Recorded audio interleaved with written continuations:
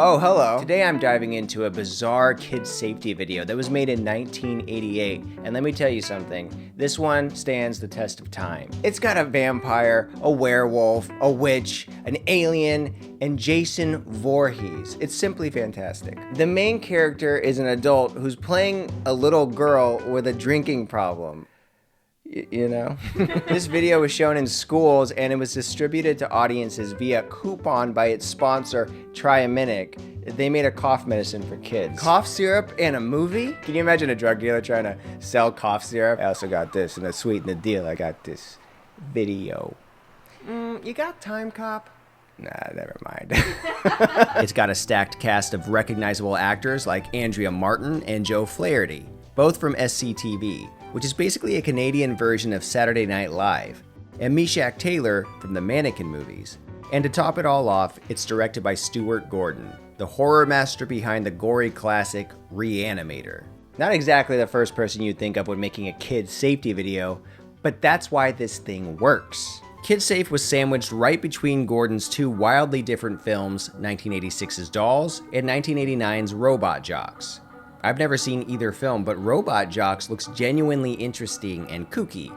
It's basically Transformers meets Power Rangers. I need to see this. Stuart Gordon seems like the most eclectic director of his generation. Did you know he also wrote the story for Honey, I Shrunk the Kids? This music is awesome. This song is so catchy, I was actually humming it for my son today.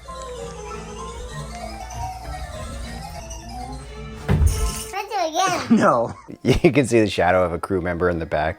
Kid Safe starts out with Count Floyd coming out of a coffin and howling like a werewolf.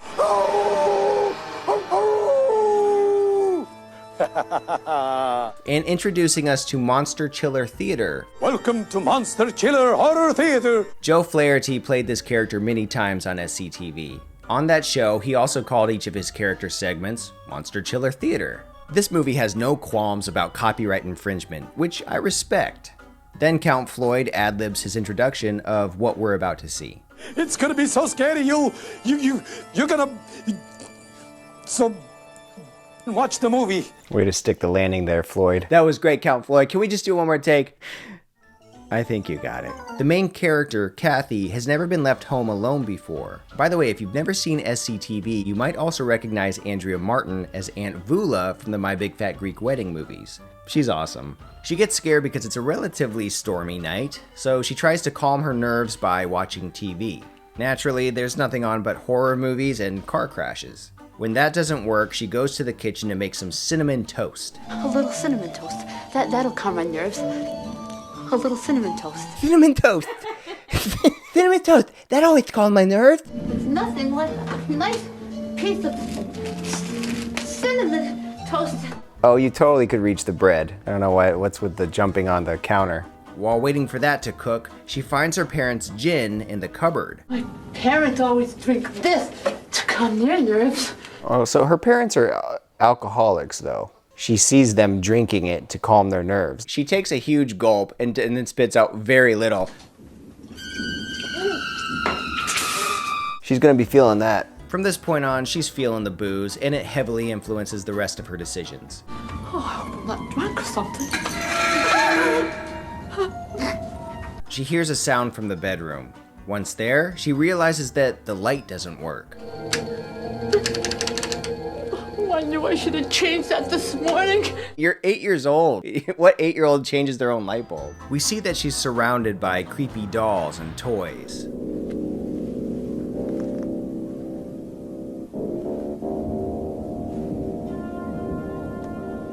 Obviously an homage to Stuart Gordon's Dolls. She realizes that something is outside her window.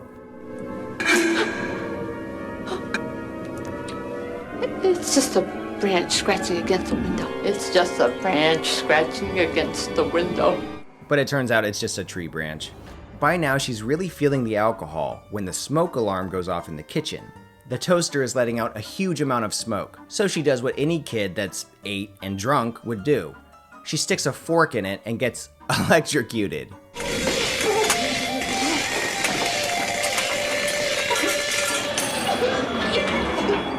Now I get She's fine. Wow. Then she starts threatening her shadow. Who's there? Answer me, or I'll do something that you won't like very much. I'm gonna do something you're not gonna exactly appreciate. I'll do something really. Wouldn't it be funny if she's actually an adult who's tripping on LSD? That would make this whole thing more explainable, you know? After knocking down almost every piece of furniture,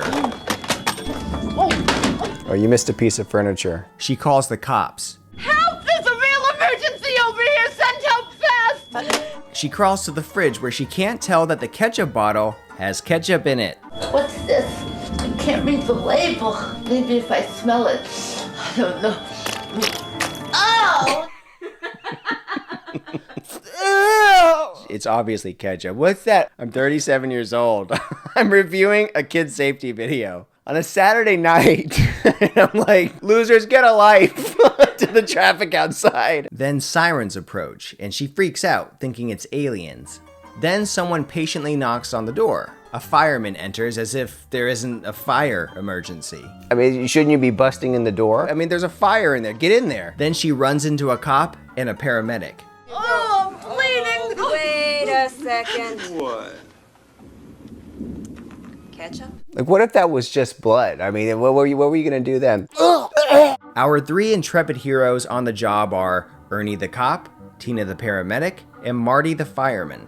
I've already mentioned Meshack Taylor, who played the character of Hollywood in both Mannequin 1 and Mannequin 2 on the Move. That's one of the mini movies my sister and I used to watch on car trips back in the day. That's right, in the 90s we used to take road trips all the time. We had this awesome van that had a TV and VCR and an automatic fold-down bed in the back. It was awesome.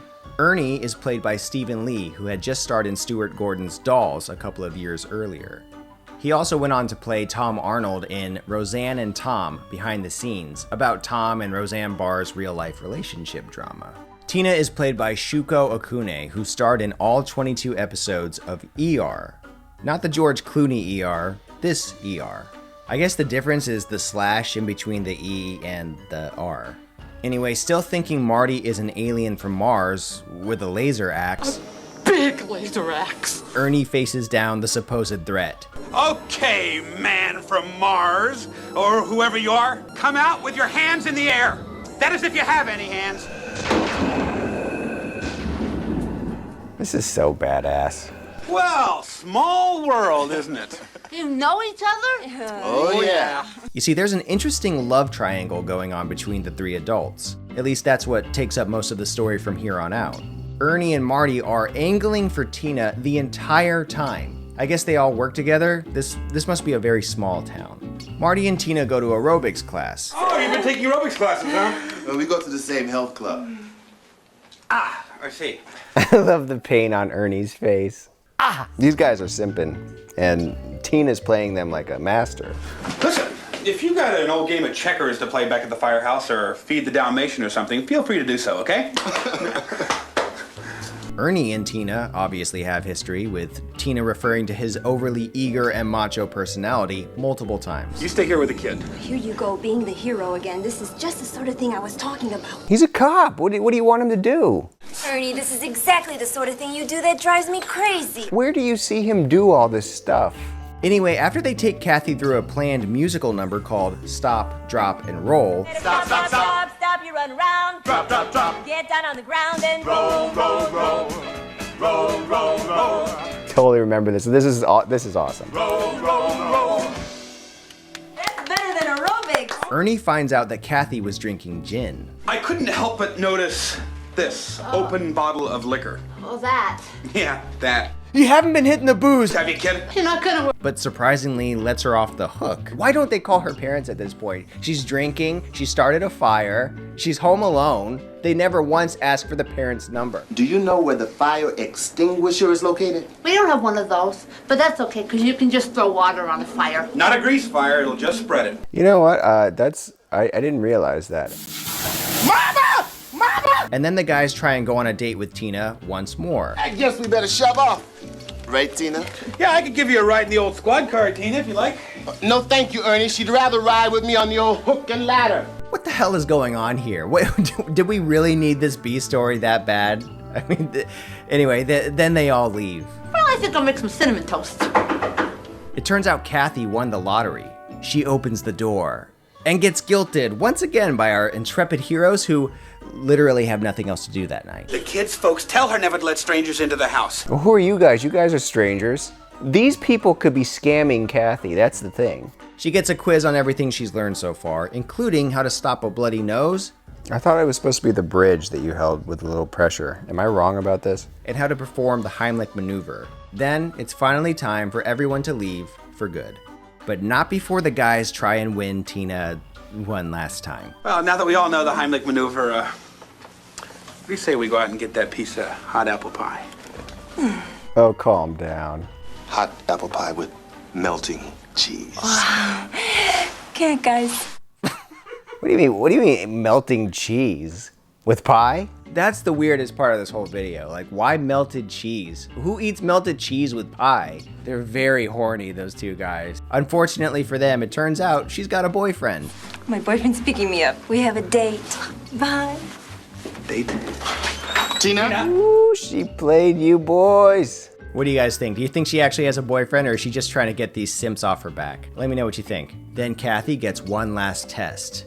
A knock on the door from Jason Voorhees and a bunch of other mythical villains of the night. Our three heroes are watching from their car, not at all concerned that literal monsters are going door to door trying to murder people in their homes. You're not gonna stop the creatures outside the door? See, I told you everything would be fine. Nothing to worry about. Thank goodness. That is ironic. Count Floyd says goodbye. Bye, kids. Woo! Oh, and stay safe. And then Triaminic reminds us that they spent money on this thing. The end. Look, we kids back in the late 80s had it good. We had Big Pharma teaching us life lessons. A lot of these people have passed away since then. The guy who played Count Floyd, the guy who played Ernie, the guy who played Marty, the director. I just thought that was kind of sad that they're all gone. There's something so weird about nostalgia, because when you watch these things when you're little, they really dig into your subconscious and you just like what you like. And I couldn't find this video for so long, and then as usual on YouTube it resurfaced and I was so happy. I need to know if anyone else has seen this video. Please tell me it's not just me and my sister. Also, are there any other safety videos that you grew up with that are peculiar and strange? Let me know in the comments below, and as always, see you next time.